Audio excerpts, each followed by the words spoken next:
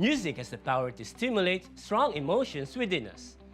It has the ability to evoke our emotions like sadness, happiness, nostalgia, tension, calmness, and joy.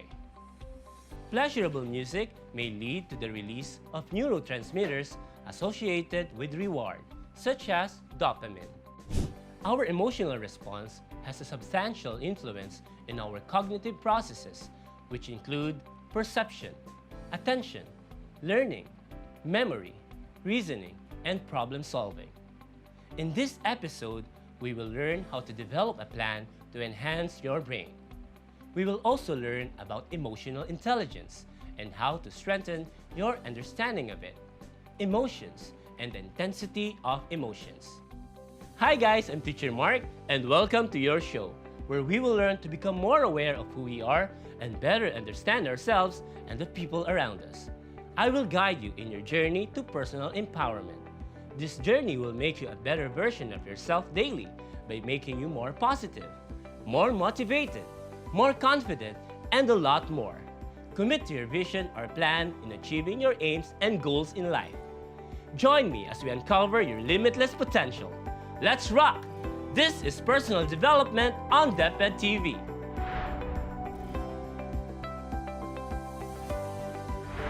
Let us begin by assessing your learnings about our previous topic on the powers of the mind and the parts and functions of the human brain. Number 1. Which part of the brain is responsible for processing visual information? A. Frontal lobe, B. Occipital lobe, C. Parietal lobe, or D. Temporal lobe. If your answer is B. Occipital lobe, that's correct. Occipital lobe is at the back of the head that controls vision and visual processing. Number 2. Damage to the hippocampus may result in A. Loss of balance, B. Loss of memory, C. Inability to speak or use language, or D. Inability to regulate body temperature. If your answer is B, awesome! Loss of memory. Number 3. A person with an injury to his frontal lobe may have difficulty in A. Seeing, B. Sleeping, C. Remembering past events, or D. Reasoning and making decisions. If your answer is D, correct. Reasoning and making decisions. Number 4. Which of the following is not part of the limbic system? A. Amygdala, B. Cerebellum, C. Hippocampus, D. Thalamus. The amygdala is involved in the fear and the discrimination of objects necessary for survival.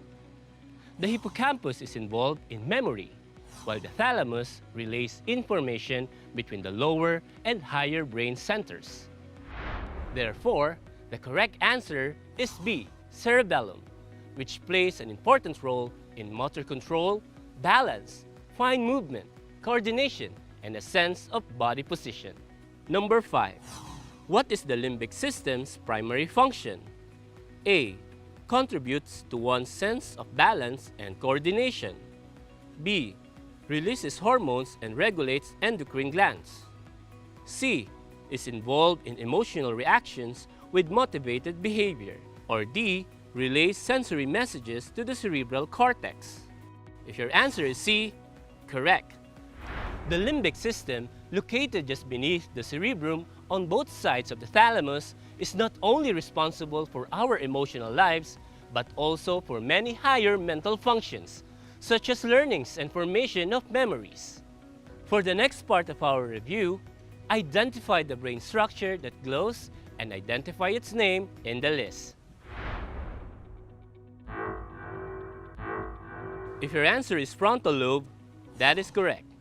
Its functions include attention, short-term memory, and higher-order cognitive functions such as attention and planning. Did you know a man survived a 3-foot, 7-inch, 13.5-pound iron bar going through his skull, taking a chunk of his brain with it? This happened in 1848, long before modern medicine and neuroscience. That was the case of Phineas Cage. It has taught us that complex functions such as decision-making and social cognition are largely dependent upon the frontal lobes. Next part of the brain is... If your answer is cerebrum, awesome! The cerebrum controls voluntary muscle movement and is the center of emotion, thought, memory, and language. Next. If your answer is brainstem, amazing! All motor and sensory nerve connections from the brain to the body go through the brainstem. The next part is... If your answer is temporal lobe, correct. It processes our hearing, language, and senses, such as temperature, taste, etc. Next. If your answer is parietal, great! Its main functions are sensation, perception, and the integration of sensory input. The next part is... If your answer is cerebellum, awesome! It is crucial in motor control and is responsible for coordination, precision, and timing of motor activity. And the last part of the brain... If your answer is occipital, great! It is the center of the visual perception system.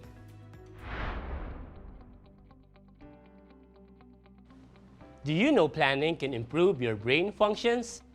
Improving your brain functions for personal development may help your life become productive and successful. A personal development plan is your guideline for your life and future endeavors.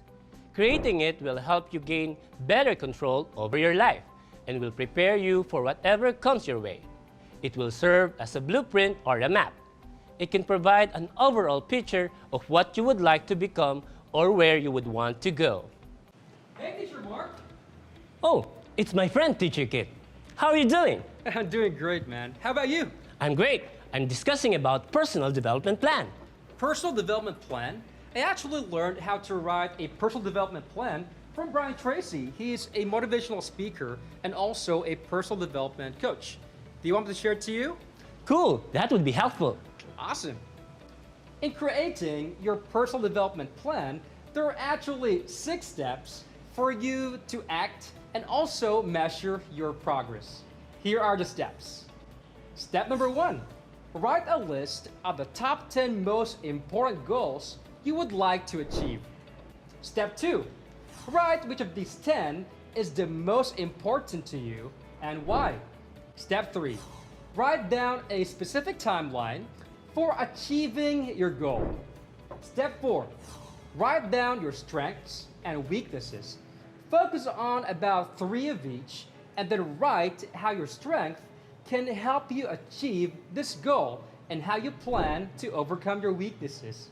Step 5, write actions that you need to take in order to achieve your goal. This can be things you need to add to your daily routine as well as things you need to eliminate from it. Doing this will help you to achieve each goal faster. Step 6. This step is to mark your progress. Write down what has been working well, what you have accomplished, what you still need to improve, and what skills or knowledge you have gained along the way. Thank you, Teacher Kit. These steps will be very helpful to our learners. Anytime, Sir Mark. Keep safe. Another way of harnessing brain's power is by using a mind map. Yes, a mind map. I believe you have been using it in your classroom lessons or activities. It is an effective way to get ideas in and out of your brain. It is a creative way and a logical way of note-taking and note-making that helps you map out your ideas. The concept of mind mapping or visual thought representation has been used for centuries now.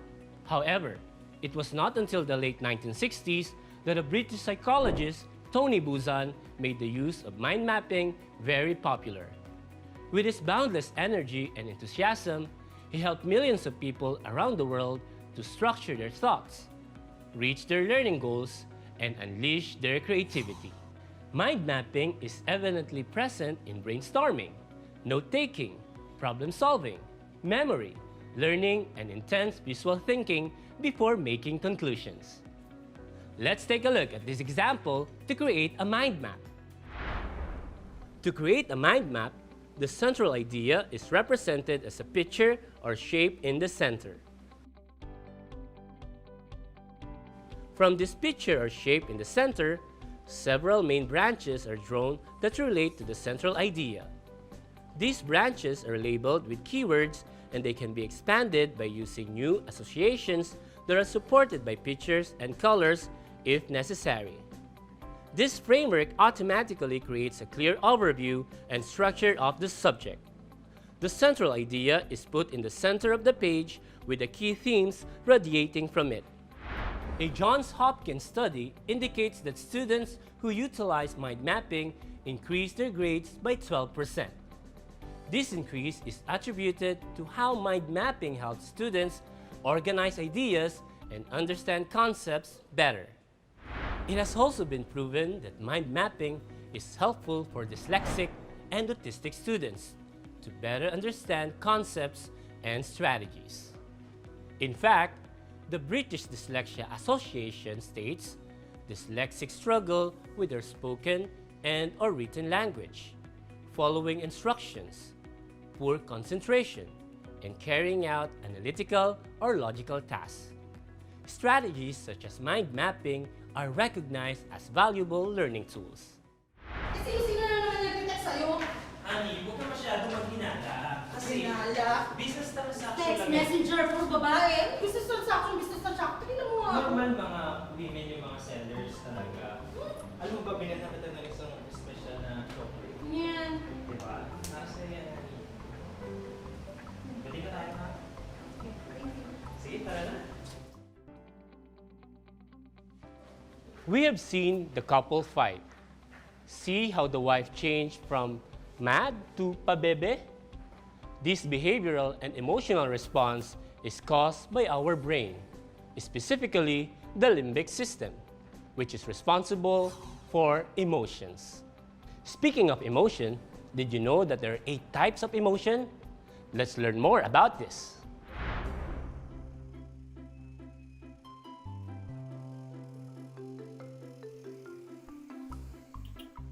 Oh my gosh!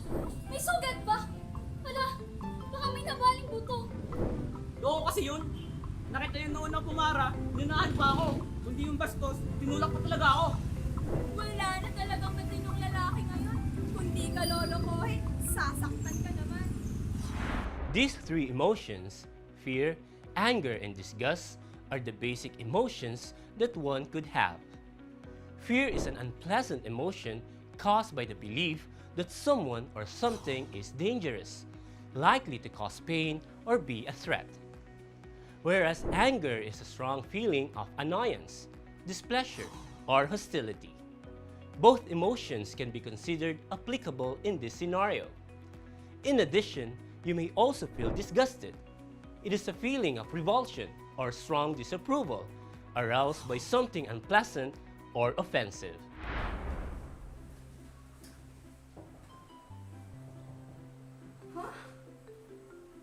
Shucks! Walang tubig! Teka, ano bang araw ngayon? Hala! Due date na pala ng water bill namin ng isang araw pa. Nako, sayang. Kung alam ko lang, sana nakaligo na lang ako sa kapitbahay.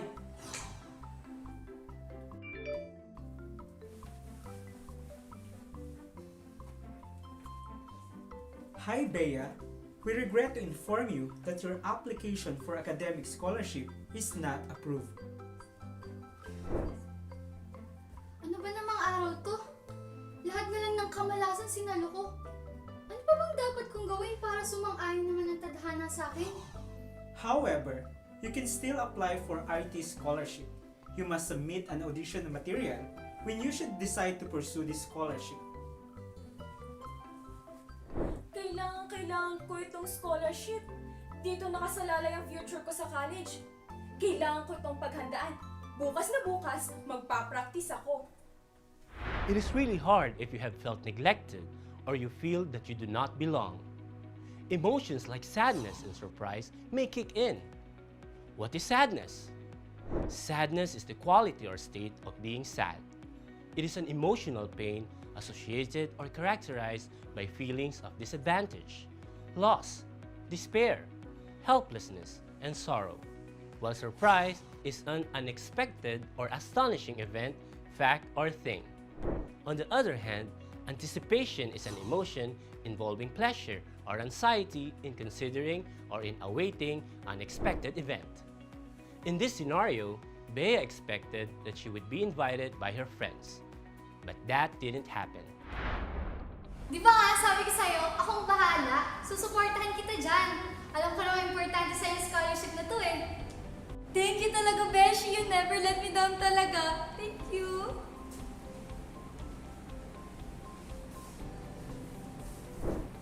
Super maasahan talaga si best friend. Siya lang inaasahan ko makakakuha ng costume. Joy? Joy? Ma! Dika! Ano po? God bless. God bless. Mamaya na muna yung practice nyo. Magtatanghalian na. Nagluto ako ng sinigang. Wow, Ma! Sakto. Favorite ko yan. Mukhang mapapalaban yata tayo sa kainan. Siya, tara na. Baka lumamig pa yung sabaw.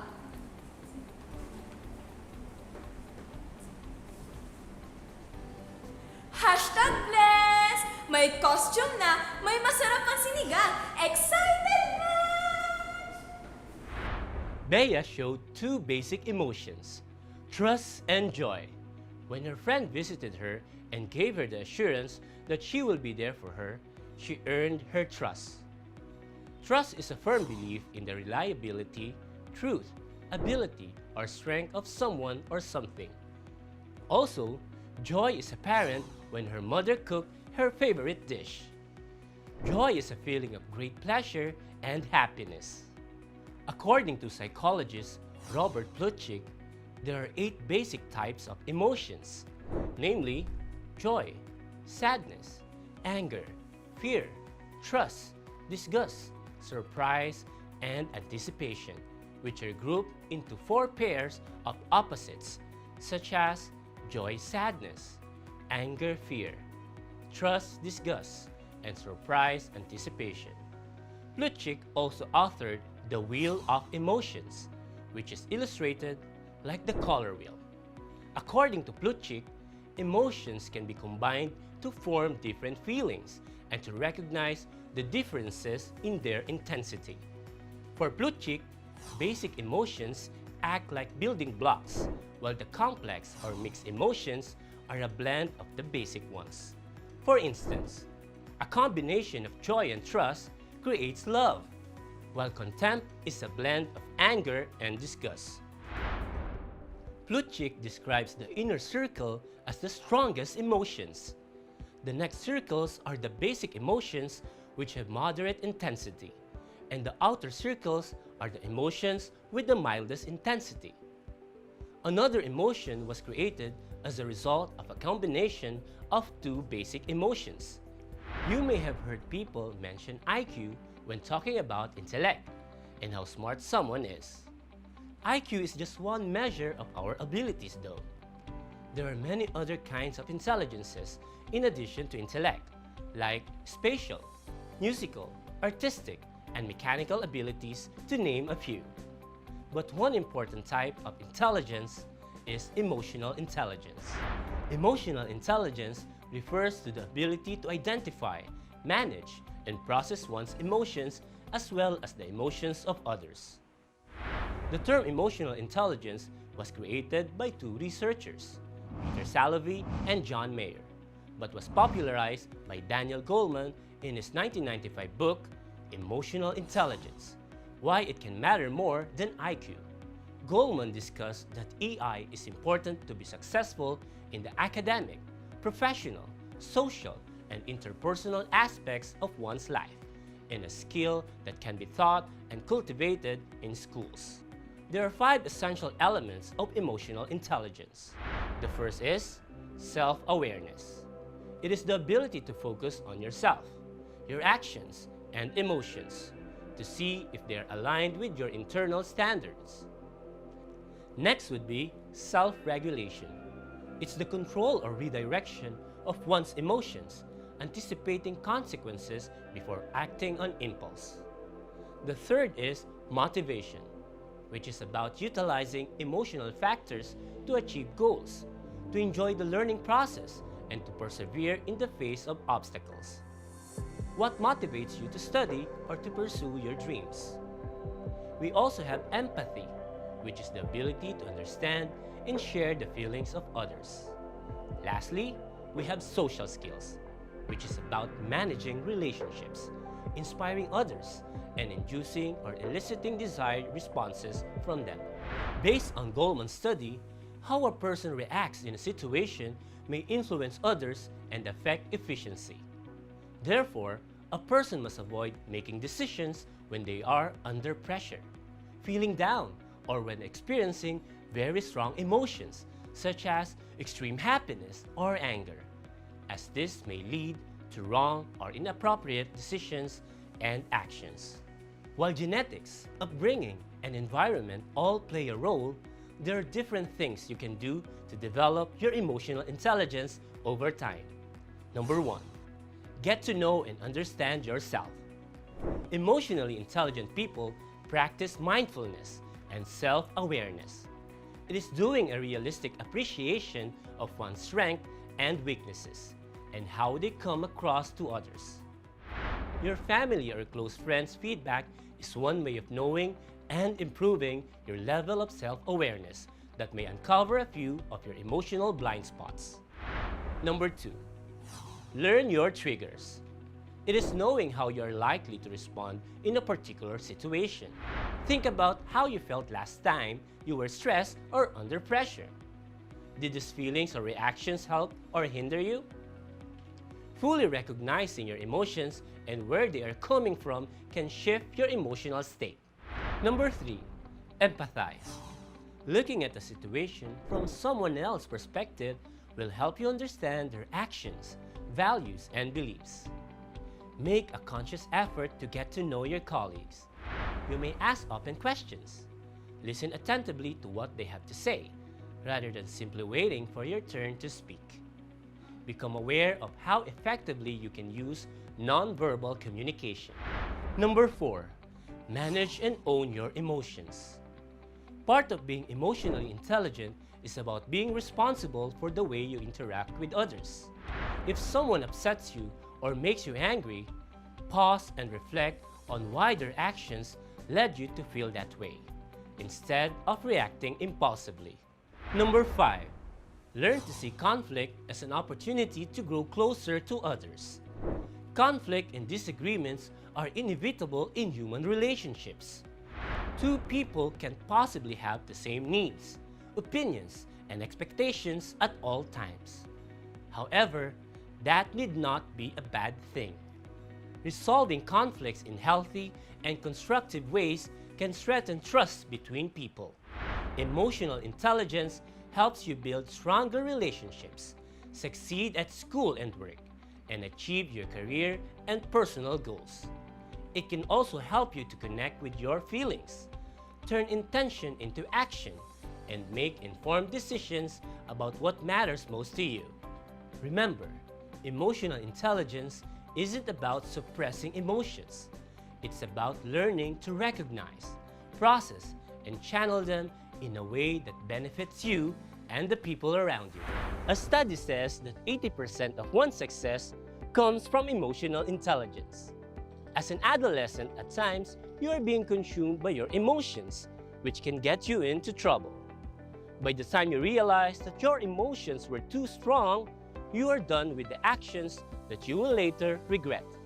Your knowledge of the intensity of emotions can help you control yourself and avoid affecting others in an adverse way.